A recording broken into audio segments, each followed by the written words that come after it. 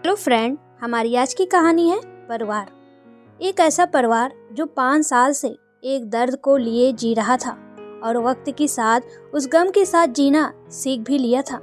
परंतु आज कुछ ऐसा हो गया जिसकी कल्पना किसी ने न की थी। आज सुबह सुबह टेलीफोन की घंटी बजी।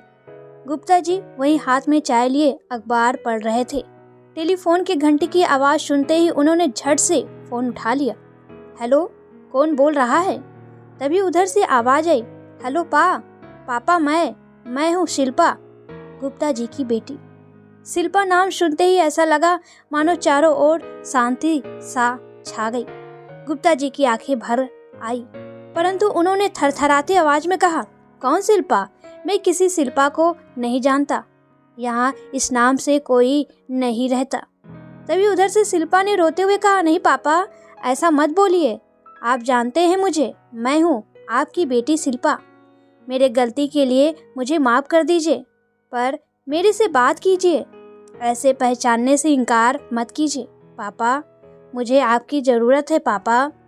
गुप्ता जी ने कहा कि मेरी कोई बेटी नहीं, और इतना कहकर उन्होंने फ़ोन रख दिया। सवाल तो अब ये था कि आखिर इन 5 सालों में शिल्पा ने कभी फ़ोन नहीं किया, ना हाल चाल जाना किसी का। फिर आज अचानक क्या बात हुई होगी? घर के बाकी सदस्य के कानों में भी ये बात अब तक आ चुकी थी और सबके जहन में सवाल भी एक थे। अतः गुप्ता जी ने फैसला किया कि वो शिल्पा से मिलने जाएंगे। गुप्ता जी को पता था कि शिल्पा कहाँ रहती है, क्योंकि माता पिता का दिल कभी भी अपने बच्चों के मोह से हटता नहीं है। सो शिल्पा के इतनी बड़ी गलती के बाद भी किसी को बिना बताए गुप्ता जी उसके घर का पता मालूम करके रखे थे। रात भर पूरा परिवार जागता रहा। सब अपने अपने तरीके से अनुमान लगा रहे थे और गुप्ता जी एक कोने में बैठकर अपने बच्ची के रोते बिलखते आवाज़ को याद कर रहे थे और एक आशा भरी नज़रों से ये सोच रहे थे कि काश शिल्पा ने भागकर शादी नहीं की होती तो आज उसके दुख का कारण हमें मालूम होता। यूँ इस तरह इंतजार नहीं कर रहे होते। आज भी याद है वो दिन जब गुप्ता जी स्कूल से घर को लौटे तो पता चला कि शिल्पा किसी लड़के के साथ बिना बताए घर से भाग गई।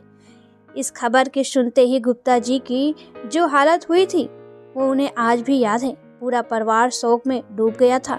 किसी को भी इस बात पर जरा भी भरोसा नहीं हो रहा था, परंतु बात सच निकली और जिस दर्द से पूरे परिवार को गुजरना पड़ा उसका अनुमान लगाना कठिन था। और आज जब इतने सालों बाद फ़ोन आया तो भी इस हालत में। खैर, सुबह हो गई। गुप्ता जी अपने दोनों बेटों के साथ दिल्ली के लिए निकल पड़े। वहां पहुंचकर वो लोग शिल्पा के घर के पता पर पहुंचे। लेकिन ये क्या, इतनी भीड़ क्यों है? पूछने पर पता चला कि शिल्पा के पति नहीं रहे। ओह, इतनी बड़ी अनहोनी! गुप्ता जी को अपनी बेटी के इस दर्द ने तोड़ सा दिया मानो। परंतु उन्होंने हिम्मत बांधी और अपने दोनों बेटों के साथ अपनी बेटी शिल्पा के पास आ गए। अपने पिता को सामने देख शिल्पा फूट फूट कर रोने लगी। उसका रोना गुप्ता जी को अंदर ही अंदर भावुक किए जा रहा था। उन्होंने सब कुछ भुलाकर शिल्पा को अपने सीने से लगा लिया। कुछ दिन बाद गुप्ता जी ने शिल्पा और उसके बेटे को अपने साथ कानपुर ले आए। पूरा गुप्ता परिवार शिल्पा के इस दुख में उसका हौसला, उसका हिम्मत बनकर खड़ा रहा। भले ही 5 सालों से इनकी बात नहीं हुई, परंतु आज शिल्पा के बुरे वक्त में उसका परिवार ने साथ नहीं छोड़ा।